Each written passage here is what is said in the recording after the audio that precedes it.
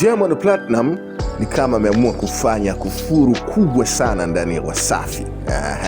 Hizi ni studio za Wasafi. Ukitizama hapo marekebisho makubwa aliyoyafanya baada ya mambo mengi kuongelewa sana kwenye mitandao ya kijamii. Tizama, ameamua kuachia video ya ofisi yake ya Wasafi, namna ilivyo so very classic kweli kweli.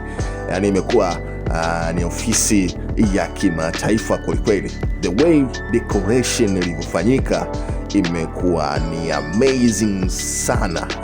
Nafikiri baada ya kina Majizo wa kufanya marekebisho ofisi zao pamoja na Alikiba, kwa sababu ushindani umekuwa ni mkubwa, so Diamond Platinum hakuamua kubaki nyuma, ameamua kufanya marekebisho mazito kwelikweli kwenye ofisi yake ya Wasafi. Na baada ya maneno mengi kusemekana ya baadhi ya wasanii kuwa wamejiondoa Wasafi hawalipi wafanyakazi wao, vitu vingine kem kama hivyo, so Diamond Platinum bwana ameamua kuja kivingine kabisa na kuizindua tena upya ofisi yake ya Wasafi ikiwa katika muonekano mkali kweli kweli.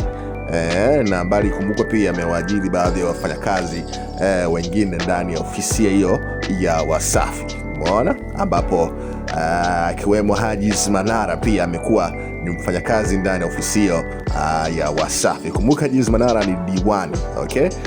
Lakini hali halisi bwana, ikitizama vizuri ofisi ya Wasafi amewapiga bao sana. Hapo amempiga bao Majizo wa EFM, amempiga bao zito sana na Alikiba. So iko hivyo.